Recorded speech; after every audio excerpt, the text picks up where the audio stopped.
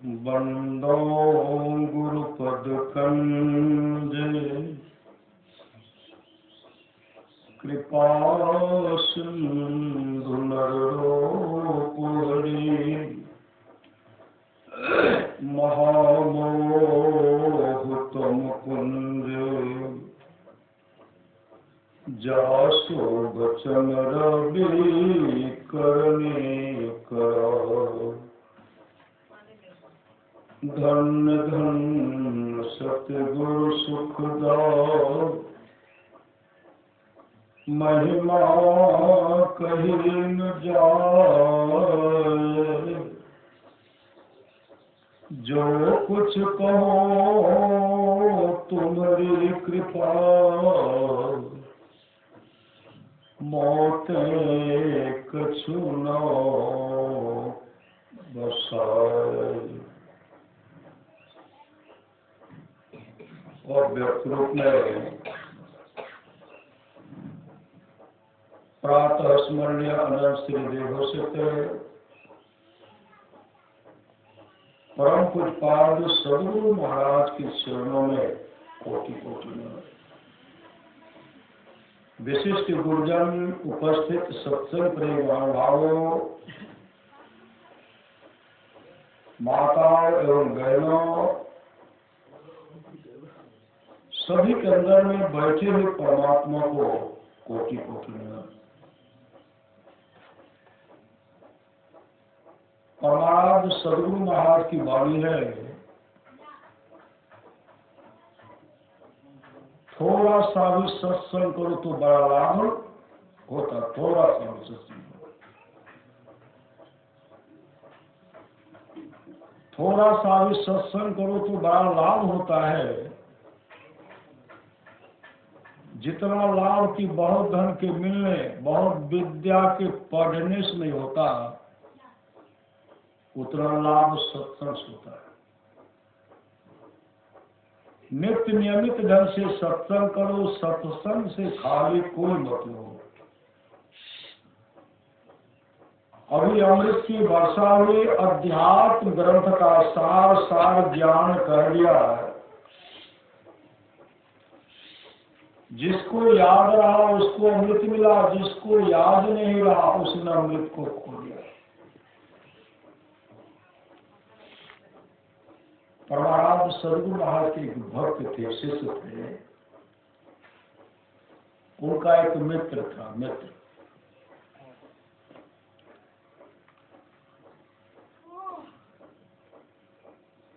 एक सत्संगी नहीं थे। एक था सत्संगी, एक सत्संगी नहीं। जो सत्संगी थे वो कहते थे, दोस्त भजन भेद ले लो, भजन दीक्षा ले लीजिए। कभी हमको फुर्सत नहीं है, अभी हमको फुर्सत नहीं। टाल मटोल करते हैं।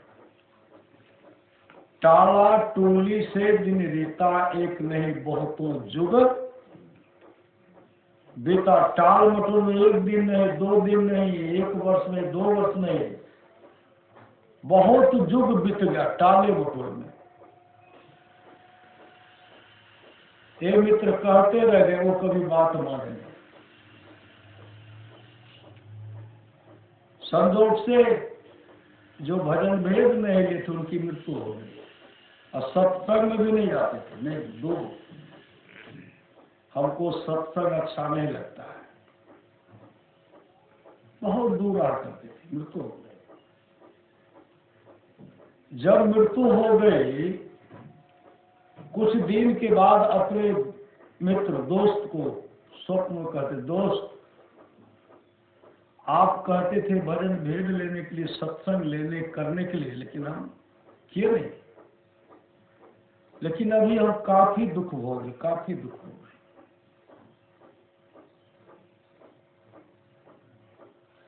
अमुक जगह में गांव का नाम बता दीजिए।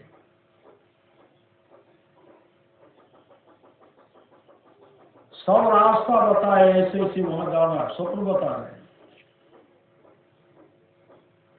आगे बढ़िएगा तो एक खोडर मिलेगा, खोडर गड्ढा मिलेगा। और गड्ढा के ऊपर में एक खोडर है, बील है, उसमें हम विशेला अधसर बन करके रहे। अधसर, हम अधसर शरीर का धारण किए और काफी कष्ट हो रहा। प्यास लगती है, भूख लगती है, लेकिन हम कहीं जा भी नहीं सकते। दिन में तो कहीं जा ही नहीं सकते। रात मौका मिलता है तो फिर भी भय है, कोई मार तो नहीं देंगे। दोस्त काफी दुख होगा, एक काम करो, मेरे लिए स्तुति, परामिश स्तुति कर दीजिए। स्तुति सब क्षेत्र छड़ा पड़ा पड़ा पर और अक्षर पार में पूरा स्तुति करके सत्संग योग का पाठ सुना दीजिए। सत्संग योग पढ़ करके, संतवाणी को पढ़ करके, अब गुरुदेव का प्रवचन हमको सुना दीजिए। मेरा परम कल्याण हो जाए। वो क्या कहते, मेरा परम कल्याण हो जाएगा।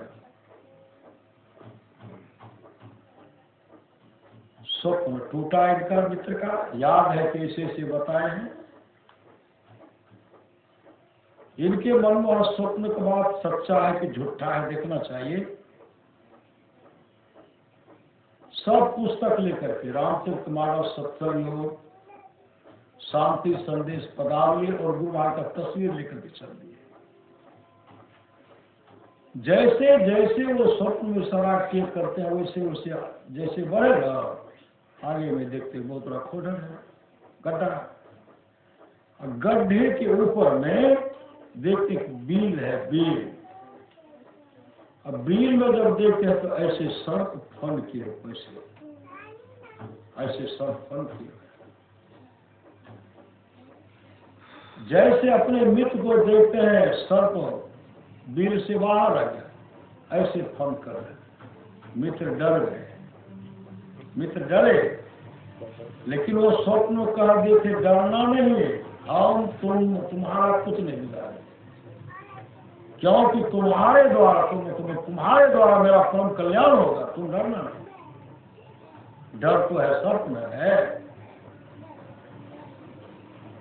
फिर ये कहते हैं आप खोडर में चले जाइए, तब हम जाएंगे। गड्ढे में बैठ करके स्तुति करना, गड्ढा है, वो बील में चले गए। बील में जाकर के देख रहे, वो गड्ढा में जाकर के बिछावन बिछाए, आसनी बिछा करके उधर भी देख रहे हैं। आ तो नहीं रहा, सदगुरु आ तो नहीं रहा। भजन शुरू किए, तब सब क्षेत्र छल अपरा पर और अक्षर पार में। प्रातः कालीन सब स्तुति किए, सत्संग योग का पाठ सुना दिए, शांति संदेश से गुरुदेव का प्रवचन सुना, पढ़ रहे, वो सुन ऐसे पढ़ किए। पदावली से कुछ भजन सुनाए, अब भजन सुनाने के बाद आरती की, लेकिन ध्यान उधरे है। ध्यान में जब ध्यान कर आंख बंद करते थे, देखते थे उधरे। श्री सदगुरु कभी आंख खोलते, लेकिन वो टस से मस नहीं कर रहा था। आरती समाप्त हुई, सर्प का शरीर छूट गया। श्री सदगुरु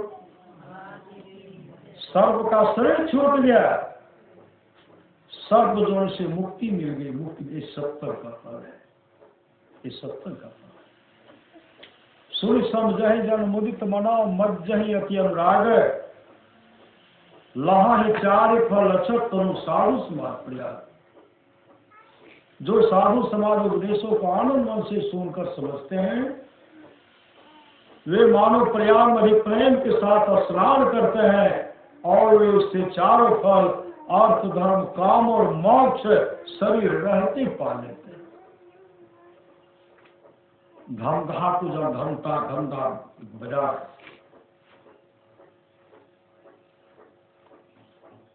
वहां के सप्तमी सब विचार की हम लोगों को सप्ताह ध्यान से लेकर, सप्ताह ध्यान यज्ञ करना है। विचार हो गया, गुरुदेव का सिंहासन लग गया, गुरुदेव को सिंहासन पर विराजमान कर दिए, और सब बैठ करके, सत्संगी सब नीचे में बैठ करके बगल में बैठ करके जैसे स्तुति शुरू करते हैं, सब क्षेत्र क्षर अपरा पर और अक्षर पार में, तब तक एक विशाल अधसर आ गया। अधसर आए से अन्न फैलाए हुए, उनको देखे तो बहुत आदमी उठ गए, उठ करके भागे, और सर्व किसी को बिगाड़ने बगले बगले आकर के गुरुदेव की तस्वीर को देखकर कैसे माथा को नीचे कर झुकाते हैं, और सिंहासन आसनी के अंदर में भीतर जैसे चुकी है ना, अंदर में आकर कैसे पूरा नोरिया सजा करके ऐसे,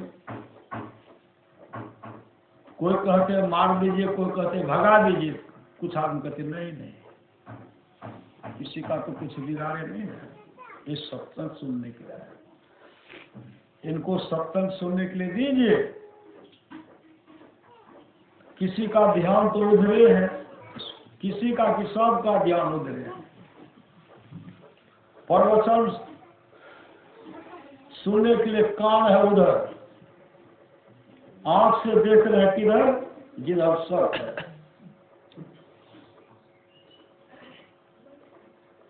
प्रातःकालीन सत्संग हुआ, आरती हुई, सर्प वहां से निकल कर भी चला गया।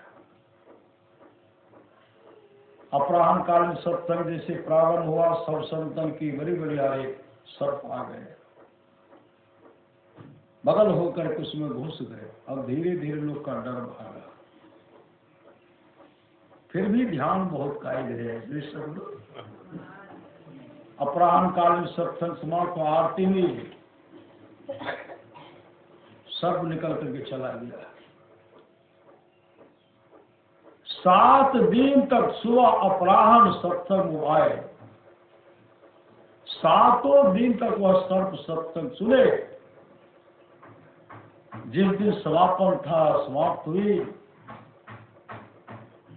जैसे कहते भव खंडन आरती निर्मल करी में ही अमृत रस पीजे, आरती तन मंदिर में कीजिए, दृष्टि युगल कर सन्मुख दीजिए।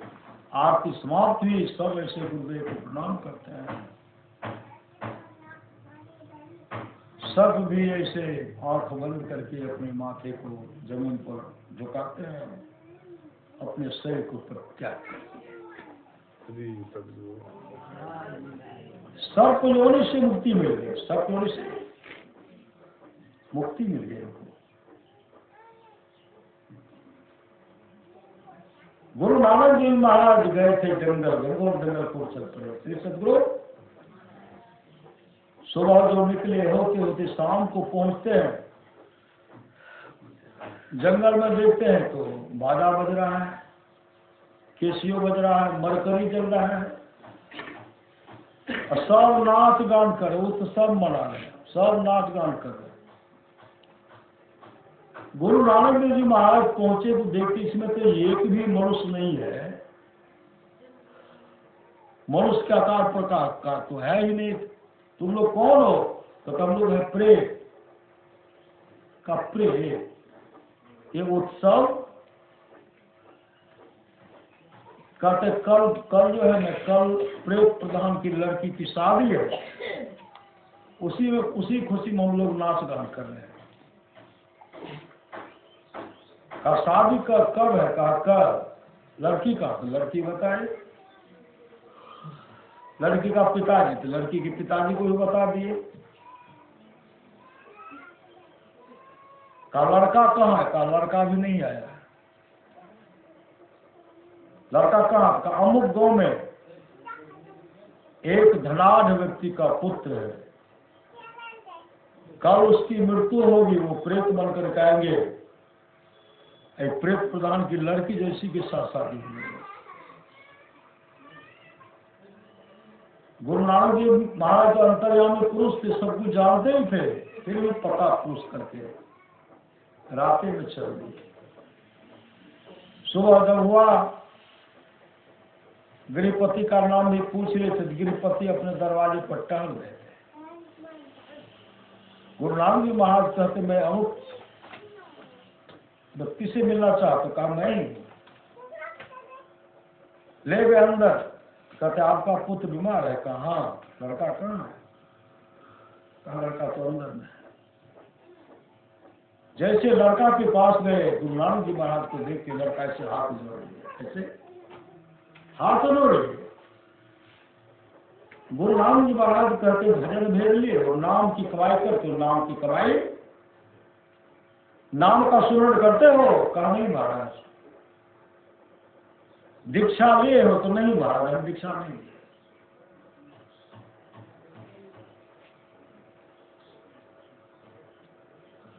कहा तब क्या करोगे, कहा क्या करो अब, कब इस शरीर से जीवात्मा निकले कोई ठिकाना, लेकिन मैं आज लगता है बचूंगा। कहा दीक्षा नहीं लियो, कहा नहीं एक काम करो, मैं तुमको नाम दान दे भजन भी देता हूं, तुम नाम का सुमिरन करो। भजन भेज दिए, कहा नाम की कमाई करो, तो नाम मतलब नाम जप रहे। गुरु नानक जी महाराज का दर्शन भी करे, नाम का सुमिरन कर रहे हैं। बीच बीच में गुरु नानक जी महाराज कहते नाम जाप करते हो, कहा महाराज मैं तो भूल ही गया था, मैं भूल गया था। फिर कहते जपते महाराज भूल गया था, याद दिलाते गए, जपाते गए, याद दिलाते गए, जपाते गए। बीच में कहते जब महाराज मैं भूल गया, याद दिलाते दिलाते वह नाम का सुमिरन करते करते अपने शरीर प्राण को त्याग दिए। परिवार के सारे लोग बिलख बिलख करके रो रहे हैं। गुरु नानक जी महाराज कहते जो यहाँ होना था हो गया, अब वहां क्या होता है जंगल में। उसी समय गुरु नानक जी महाराज वहां चल पड़े। बहुत दूर था, घनघोर जंगल गए, रात हो गई। जब जंगल पहुंचते हैं, कोई बाजा नहीं बज रहा है, कोई बल्ब नहीं जाए, छोटा सा बल्ब टिमटिमा रहा है, कोई नाच गान नहीं, कोई उत्सव नहीं, सारे के सारे रुलाई, सारे के सारे रो रहे हैं। गुरु नानक जी महाराज जैसे पहुंचते कहते हैं कल शादी नहीं थी तो तुम लोग आपस में नाच गान करते थे, उत्सव मनाते थे, आज जब शादी है तो मातम छाया हुआ, क्यों रो रहे हो। सब प्रेत आए, चारों तरफ से घेर लिए, कहा बाबा सिखलाने के चले आप, कल आकर के पूछ लिए कि लड़का कहाँ है, लड़की कहाँ है, लड़की का पिताजी कहाँ है। सबके बारे में पूछ करके मैंने सबका पता आपको बता दिया। लड़का कहाँ, तो मैंने कहा लड़का नहीं है, मृत्युलोक में। गांव का सब समीर व्यक्ति उन्हीं का पुत्र है, कल उनकी मृत्यु होगी, प्रेत बनेंगे। सब पता पूछ करके वहां जा करके आप उनको ऐसा नाम बताए, युक्ति बताए, हम लोग भुला देते थे। हम सब प्रेत उनको जाप करने से भुला देते थे, लेकिन आप कहते थे जाप जप रहे हो, मंत्र बता दिए, गुरु प्रदत्त मंत्र परमात्मा का श्री नाम बताए, जाप जप रहे हो, तो वो कहते थे महाराज मैं भूल गया, लेकिन आपने कहा जपो। हम लोग भुला देते थे, आप लोग जपाते जपाते उसका शरीर छूट गया। श्री सदगुरु शरीर छूटने के बाद वो प्रेत योनि में नहीं आकर के गंधर्व लोग को चला गया। हमारे प्रेत प्रधान आपको कभी माफ नहीं करेंगे, आपके चलते हमारे प्रेत प्रधान की लड़की कुमारी रह गई। ये नाम दान की महिमा, नाम नाम लगन छोटे नहीं, सोई साधु से आना हो, माटी के बर्तन बनियो पानी ले साना हो, बिनसत बानो लागे है क्या राजा क्या राना हो, क्या सराय का वासना सब लोग बेगाना हो तो भोर सब उठी चले दूर देश को। यहाँ रहना है तो रे, यहाँ रहना नहीं है, चलना है रहना नहीं, चलना विश्वावेश सहज तनिक सुहाग से कहाँ कहाँ चीज, यहाँ रहना नहीं है। इसलिए संत महात्मा लोग कहते हैं दो बातों को याद रखे, जो चाहत कल्याण नारायण की मौत को दूर श्री भगवान, मौत होगी संसार से चलेंगे। उसके बाद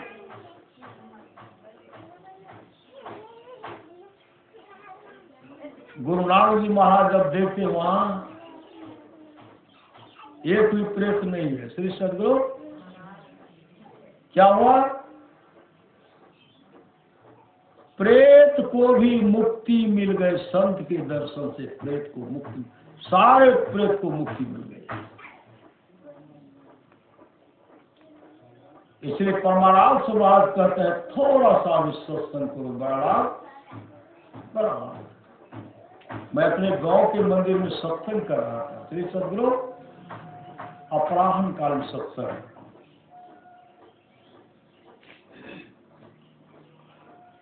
चारों तरफ दीवार है, नीचे में कुर्सी भर दीवार था, मिट्टी का बना,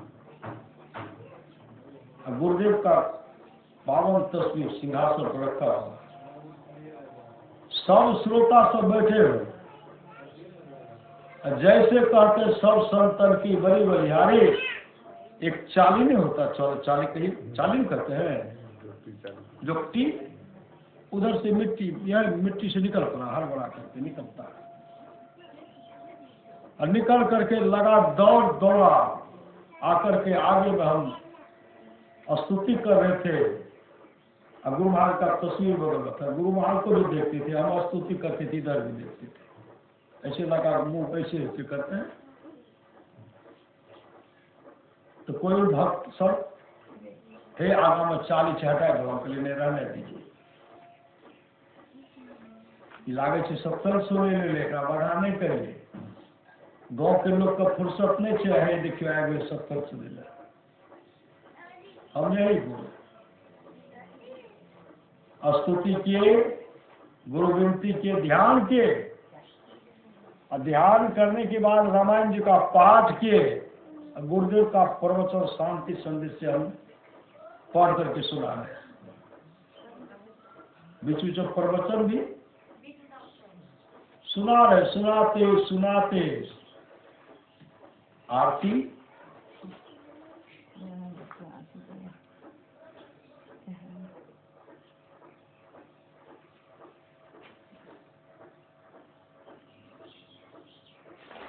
सुनाते सुनाते अंतिम में भगवान सतगुरु किए, और सतगुरु करके आरती किए, आरती करने के बाद हम लोग कहते हैं श्री सदगुरु महाराज की, नहीं करते आंख बंद करते हैं, सब आदमी आंख बंद किए, श्री सदगुरु महाराज की जय करते, 40 का माथा ऐसे करते थे, जमीन को सटाते थे, ऐसे करते थे, जमीन को सटाते थे, 40 अपने प्राण को त्याग दिए, उस योनि से मुक्ति मिल गई, नहीं मिल गई, किस रूप में, किस श्रद्धा, किस कैसे पहुंचते हैं, किस रूप में पहुंचते हैं, सत्संग सुनने के लिए कहना मुश्किल है। देवर्षि नारद गए थे नरक लोक, श्री सदगुरु देवर्षि नारद गए नरक लोक, जब नरक लोक गए देखते नरक के कुंड में एक प्राणी पड़ा हुआ, नरक में कौन रहेंगे, पापी जीव रहेंगे ना, नरक के कुंड में प्राणी पड़ा हुआ है, और सिर नीचे पांव ऊपर है, जमदूत उनके पांव को पकड़ करके विष्ठा के कुंड डुबाते हैं, बाहर करते, डुबाते हैं, बाहर करते हैं, जब बाहर करते छटपट करे, छटपट। देवर्षि नारद देख रहे थे, देवर्षि नारद को जब वो देखते तो अपना मूछ टेरने लगे, देवर्षि नारद से भैया तुम तो नरक के कुंड में पड़े हुए हो, नाक और मुंह से विष्ठा पखाना स्पर्श हो रहा है, काफी दुर्गंध हो रही है, मूछ क्यों टेरे हो, नरक के कुंड प्राणी कहते हे देवर्षि आज मेरे घर पर सत्संग हो रहा, आज मेरे घर पर सत्संग हो रहा है। देवर्षि नारद कहते हैं किस खुशी में, कहा मेरा पोता माँ के पेट में है, सत्संग हो रहा है, जन्म लेगा तब सत्संग होगा, बड़ा होगा तब सत्संग होगा, और उस घर में बराबर सत्संग होता ही रहेगा। इसलिए मुँह छिटके रहा हूं, और नरक में रहने को नहीं है, नहीं है, नहीं है। जिस घर में सत्संग होता है उनके कुल खानदान का 100 पीढ़ी का उद्धार, 100 पीढ़ी का उद्धार होता है। सबल सिंह कृत महाभारत, सबल सिंह चौहान कृत महाभारत है। उसमें भगवान नरसिंह भक्त प्रहलाद से कहते, प्रहलाद किसी भी कुल में मम भक्ता हो जाए, मेरा एक भी भक्त हो जाता है, वह भक्त 100 पीढ़ी को भक्त तारता, 100 पीढ़ी का उद्धार होता है। जो जो सुने उनके 100 पीढ़ी का उद्धार होता है। ये सत्संग का फल है। जिसको जीवन में मिला सत्संग है, उसको हर घड़ी आनंद ही आनंद है। इसलिए जीवन में सत्संग चाहिए।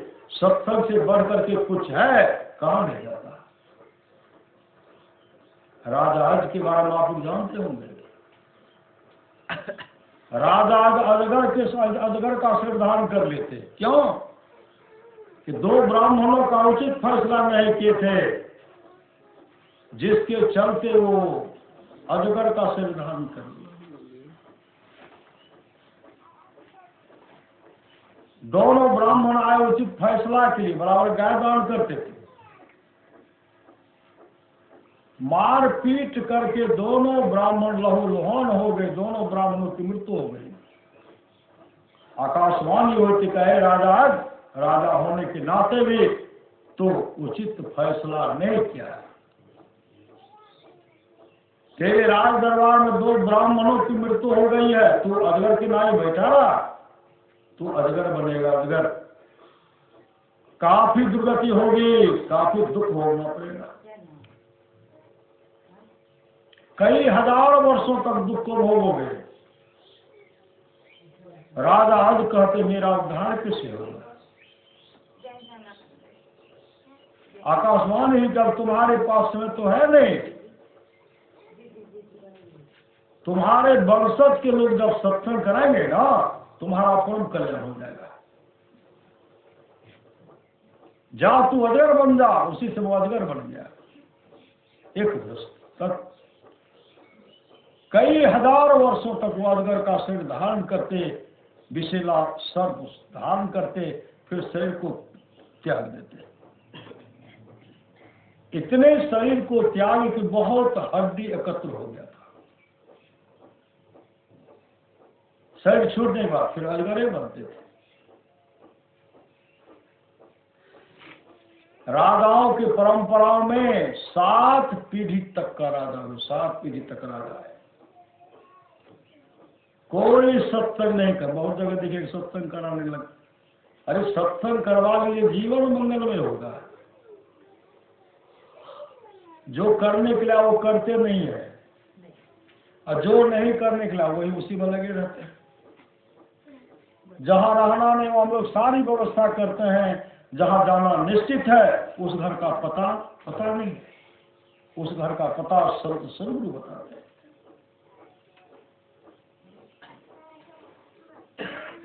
सातवें पीढ़ी में राजा जनक हुआ। राजा जनक, जब राजा जनक का राज्याभिषेक हुआ ना, अपने राज में ढिंडोरा पिटवाए, बुर्जन को मराए, पहुंचे हुए संत सदगुरु को मराए। जैसे सत्संग प्रारंभ हुआ,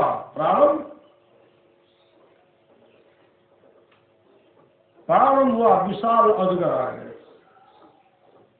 श्रोता सब बैठे हुए थे, श्रोता से उठ करके भागे। अजगर ने कहते निगल जाता है, अजगर निगल जाता, भागे।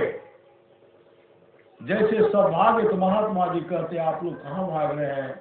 कहा महाराज देखते ना अजगर आ गया है। महात्मा जी कहते आप लोग भी सुनिए, इनको भी सुनने के लिए दीजिए।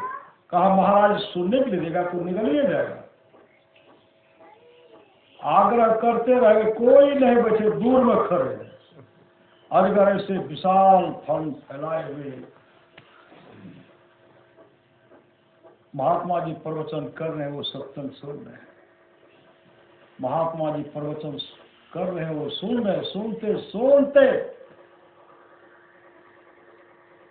अजगर का शरीर छूट गया। श्री सदगुरु, अजगर का जैसे शरीर छूटा, गंधर्व रूप प्रकट हो गए। उसी समय गंधर्व लोग से विमान आया, विमान पर बैठा करके जब उनको लेके चलने लगे, राजा जनक और तमाम भक्त सब कहते गुरुदेव, ये तो अजगर जो है गंधर्व का रूप से धारण कर लिया है, विमान पर बैठा विमान पर लेके इनको जा रहे। महाराज, इनका परिचय पूछिए, ये कौन है? इनका परिचय पूछिए, ये कौन है? महात्मा जी तब आग्रह करते हैं, आप तो अजगर के रूप में बैठ करके सत्संग का श्रवण किए, लेकिन आप गंधर्व धारण करके गंधर्व लोक को जा रहे हैं, जरा इन भक्त को अपना परिचय देते जाइए। तब विमान से पुनः विमान उतरे, नीचे उतरे। कहते महाराज, मैं इसी वंशज में राजा आज के नाम से विख्यात था, धर्मात्मा राजा विख्यात था, लेकिन मुझसे भूल हो गई। एक गाय ब्राह्मण को मैंने दान में दिया, वो ब्राह्मण लेके गए, ब्राह्मणों के घर में गाय की चोरी हो गई और चोर चुरा करके बाजार में आकर के बेच लिए। मेरा मंत्री जी उसी गाय को खरीद लिए और उस गाय को मैंने दूसरे दिन दूसरे ब्राह्मण को दे दिया। जिनको मैंने पहले दिया वो ढूंढते आ रहा था, जिनको दिया वो लेके जा रहा था। आपस में दोनों ब्राह्मणों की मुलाकात होती, कहते गाय तो मेरा है, मेरा मेरा।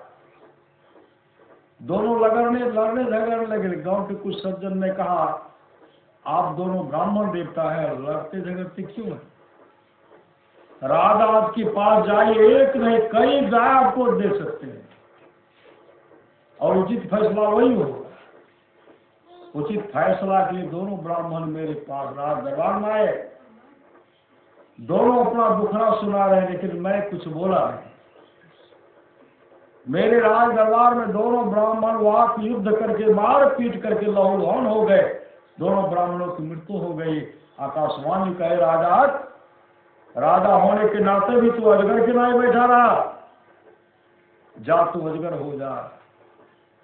मैंने कहा मेरा उद्धार कैसे होगा? कहा जिस दिन तुम्हारे वंशज के लोग सत्संग करवाएंगे उस दिन तुम्हारा उद्धार होगा। राजा कहते अजगर का शरीर धारण करके हम घनघोर जंगल में रहेंगे, हमको पता कैसे चलेगा? आकाशवाणी भी जब तुम्हारे वंशज के लोग सत्संग करेंगे तुमको आभास हो जाएगा, तुम आओगे, सत्संग सुनोगे, तुम्हारा परम कल्याण हो जाएगा। महाराज, आज मेरा परम कल्याण हो गया। राजा जनक को काफी कष्ट हुआ। मेरे वंशज के सबसे बहुत बड़े धर्मात्मा राजा थे अर्थ और उनकी हालत। इसलिए संत महात्मा लोग कहते शुभ काम की शुभ काम, अशुभ को त्यागे शुभ काम कीजिए। जागो जागो रूप दलागो, जगत मनोमय खेला है, करना है सो जल्दी कर लो, 2 दिन जीवन मिला। अरे मौत होगी, चलेंगे हम लोग, एक न एक दिन मौत तो आनी ही है। जब आएगी तो पहले हम लोग क्यों व्यवस्था कर लें? संत महात्मा लोग कहते शुभ काम कीजिए। क्षण भंगुर है काया तेरी, क्या माने पड़ते थे, क्षण भर में बिनस जाएगी जो मानो तुम्हें। एक ऐसा घटना घटा है इस घर में, आप लोग जानते हैं। श्री सदगुरु परिवार के सारे सदस्य चिंतित हैं, तो कहते हैं अभिमन्यु मारा गया। श्री सदगुरु अभिमन्यु मारा गया। भगवान कृष्ण को समझाने थे, अभी क्यों रो रही है?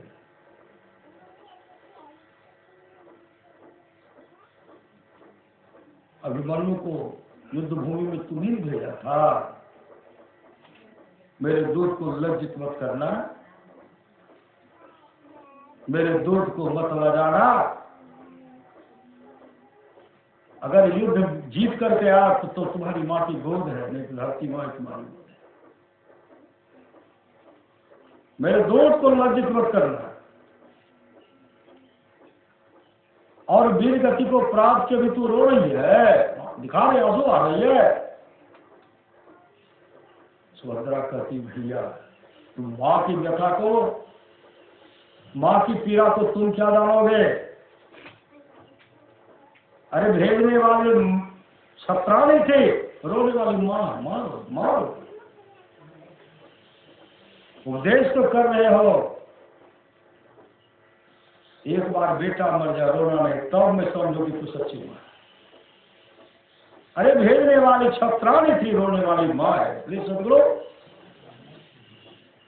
कब तक रोना, कब तक रोइएगा? प्लीज सदगुरु, जब तक आपका था तब तक आपका रहा, आपका नहीं था नहीं था। अभिमन्यु चंद्रमा का पुत्र था, नहीं चंद्रमा का पुत्र। 16 वर्षों का अवस्था तक वो चंद्रमा का पुत्र, अर्जुन का पुत्र, सुभद्रा का पुत्र बनकर गया। चंद्रमा ने कहा मैं पुत्र के बिना मैं नहीं रह सकता। सब देवता सब आग्रह कि नहीं, अभिमन्यु का रूप यही धारण करेंगे, इसलिए आपका 16 वर्ष तक रहेगा। चंद्रमा ने कहा मेरा पुत्र 16 वर्षों तक रहेगा, अधिक नहीं। 16 वर्षों तक रहा। पहले प्रतिज्ञा तो तय था, अब रोते क्यों? रंगित है त्रिशब्द। डॉक्टर निवास सुमन, दिल्ली के रहने वाले बहुत बड़े डॉक्टर तुरंत सुमन, सब परिवार गुरुदेव में जुट करके रहते थे। गुरुदेव में दिल्ली से बराबर आते थे सप्तम में। एक 16 साल का लड़का था, उनकी मृत्यु हो गई। माँ ऐसी माँ थी, तस्वीर कुर्सी पर गुरुदेव अपने पुत्र का तस्वीर रख करके पंखा दे दे, हवा भी चल रहा नहीं है तो पंखा दे। श्रीनिवास सुमन साहेब स्वामी जी महाराज से कहते हैं हुजूर इनको समझा दीजिए ना, हमेशा रोटी लगती रहती है। साहिबा के हिम्मत मान करके हम जैसे वो कमरा में प्रवेश करते हैं ना,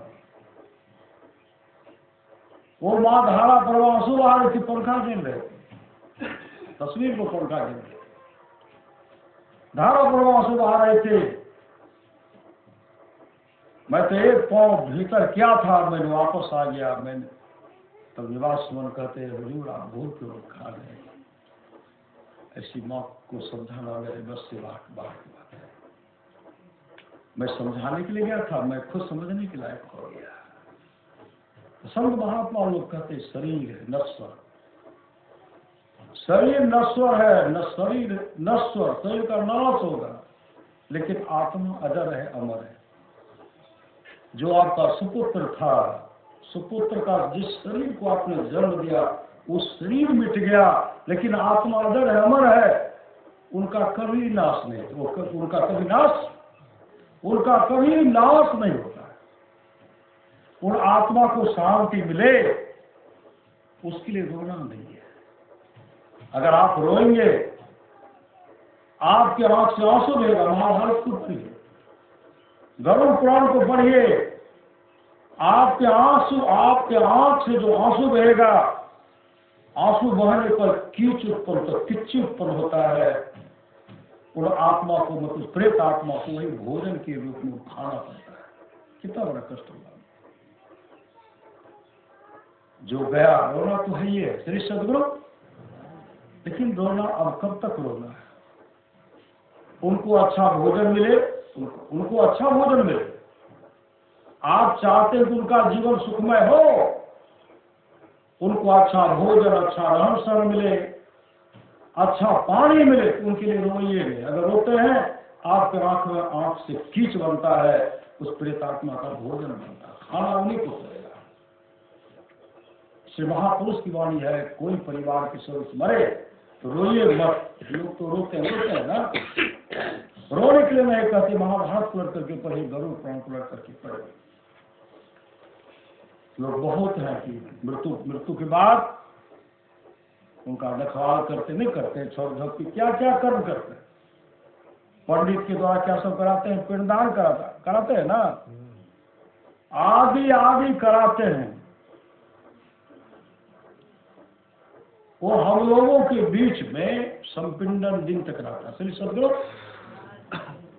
और उनके लिए जो कुछ भी अन्नदान, द्रव्यदान आदि आदि जो कुछ करते हैं, भोग भंडारा जो करते हैं, जो जो खाते अपना पुण्य उनको देते, वो पुण्य लेकर के वहां चले जाते हैं। जो जो अन्न किए, जो दान किए, जो जो उनके लिए दान के उस कर्म किए, उसका पुण्य लेकर वो गए और उसी पुण्य को खाएंगे। लेकिन आत्मा की शांति नहीं होगी श्री सदगुरु। प्रेत योनि से मुक्ति नहीं मिलेगी। आप लोग जानते होंगे, श्रीमद् भागवत महापुराण को लग करके पढ़िए, गौकर्ण धुंधकारी का प्रसंग सुनिए। धुंधकारी जब मरा ना, उनका भाई, ऐसा कोई जगह नहीं जिस जगह जाकर को पिंडदान नहीं किया।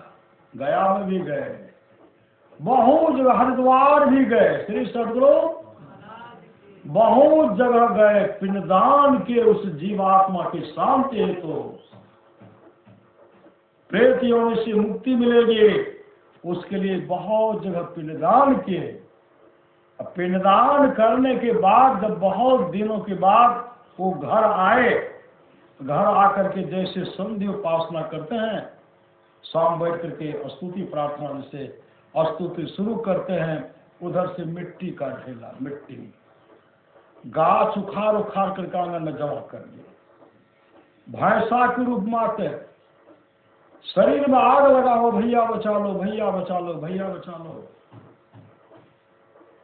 गौकर्ण बैठे हुए है तो भैंसा के रूप में, शरीर में आग लगा हुआ, लोक के रूप में शरीर में आग लगा, मुख का तो पता चलता नहीं, लेकिन आवाज तो मेरी धुंधकारी का है श्री सदगुरु।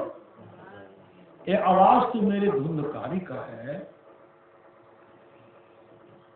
गौकर्ण कहते कौन हो, धुंधकारी हो? कहाँ भैया, हम तो धुंधकारी। कहा तुम्हारी हालत, तुम्हारे कई जगह मैंने 24 बार तक पिंडदान किया, 24 बार, एक बार नहीं 24 बार तक पिंडदान किया। जहां जहां तीर्थ स्थल में गया मैंने वहां पिंडदान किया, तुम्हारे आत्मा की शांति। तो क्या प्रेत योनि से मुक्ति नहीं मिले? धुंधकारी कहते भैया, पिंडदान करने से मेरे प्रेत योनि की मुक्ति नहीं मिलेगी, मेरा परम कल्याण नहीं होगा।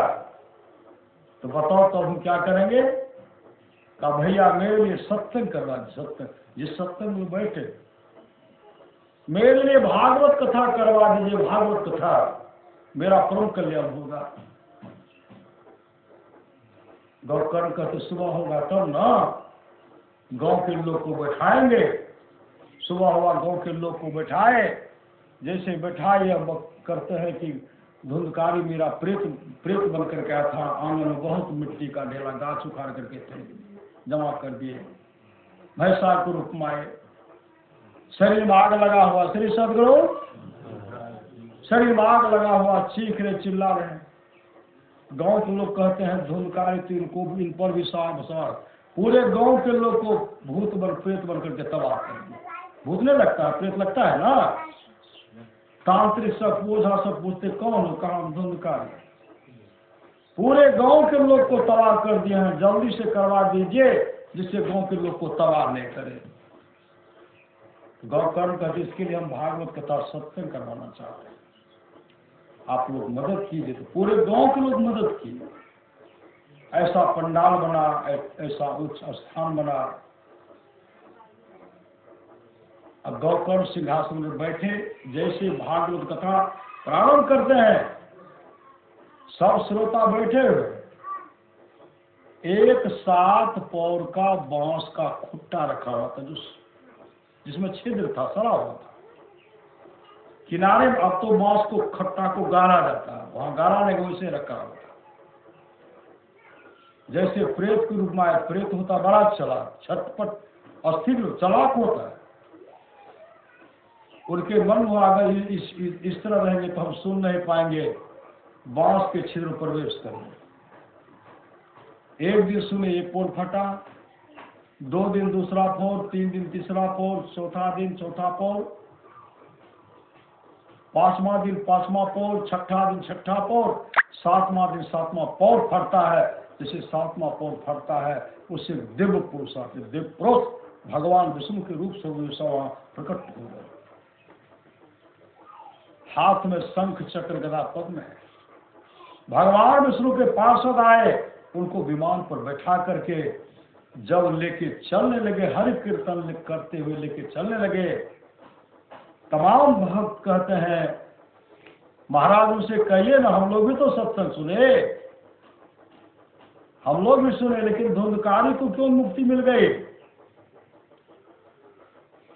तब भगवान विष्णु के पार्षद कहते हैं, जिस श्रद्धा प्रेम से धुंधकारी ने सत्संग का श्रवण किया है, उस श्रद्धा प्रेम से आप लोगों ने नहीं किया है, क्योंकि धुंधकारी ने दुख को देखा है, प्रेत योनि में जो कष्ट होता है उस कष्ट को भोगा है, इसलिए उन्होंने श्रद्धा प्रेम से सत्संग सुना है। आप लोग सुनेंगे ना, आप लोगों के लिए विमान आएगा। उसी समय हरि कीर्तन करते हुए उनको बैकुंठ धाम लेके चले गए। ये सत्संग का फल है। पूरे गांव के लोग कहते हैं सत्संग भागवत कथा बंद नहीं करना है। फिर 15 दिन तक चला, श्रीमद् भागवत महापुराण में फिर 15 दिन तक भागवत कथा चला। और जब सब अंतिम समापन को ओर गया तो बहुत बड़ा विमान आया। गांव के एक लोग भी नहीं बचे, लोग नहीं बचे, एक गाय नहीं बचे, एक जानवर नहीं बचे, एक चौपाया नहीं बचे। उस गांव के कीड़े मकोड़े, सर्प, चूहे, मूसे, बिल्ली, कुत्ते कोई नहीं बचे। कीड़े मकोड़े की मुक्ति मिल गई और दिव्य रूप धारण करके विमान पर बैठ करके बैकुंठ लोग चले गए। इस सत्संग का फल है। इसलिए सुनी समझहि जन मुदित मना, मज्जहि अति अनुराग, लहहि चारि फल अक्षत तुमो साधु समाज प्रयाग। दिवंगत आत्मा की शांति हेतु यह सत्संग का आयोजन किया गया। सदगुरु महाराज से प्रार्थना करता है, सदगुरु आत्मा तो अजर है, अमर है, उन आत्मा को शांति मिले। परिवार के लोग इसके लिए सत्संग कराते हैं, उनको अच्छी जगह दें, अच्छी गति दें। अच्छी जगह अच्छी गति सत्संग से मिलेगा और कुछ काम करने से नहीं मिलेगा। इसलिए भगवान कृष्ण कहते हैं, निष्पाप उद्धव जी, कोई कितना भी अश्वमेध यज्ञ कर ले, कृष्ण चंद्रायन आदि आदि व्रत कर ले, उसके द्वारा में सुलभता से प्राप्त नहीं होता। बस एक सत्संग ऐसा जरिया है जिसके द्वारा में सुलभता से प्राप्त हो जाता, उस भक्त के वश में हो जाता और उस भक्त का परम कल्याण हो जाता। एक भी भक्त अगर किसी कुल में दीक्षित हो जाए, भजन वेद ले ले, वो भक्त 100 पीढ़ी को तारता है। भजन भेद जो लेंगे, सत्संग करेंगे, 100 पीढ़ी को भक्त तारता सो करेंगे तब तो। इसलिए परमारास महात्मा ने जो लोग बहुत दिनों से सत्संग करते आ रहे हैं, अभी कर रहे हैं, आगे भी करेंगे, वे सभी महासुख के भागी होंगे। गृहपति के द्वारा जिस श्रद्धा प्रेम से उस दिवंगत आत्मा की शांति हेतु सत्संग कार्य किए हैं। सर्व महाराज से प्रार्थना करता हूँ कि उस जीव का आप देख रेख करेंगे। परिवार के सारे सदस्य बिलक बिलक करके रो रहे हैं, उनको भी सहने की शक्ति आप देंगे। बोलिए प्रेम से श्री सद्गुरु महाराज की।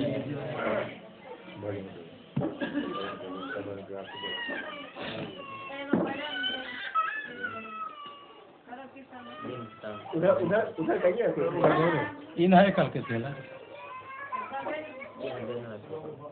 नहीं हमारे भाग श्री सदगुरु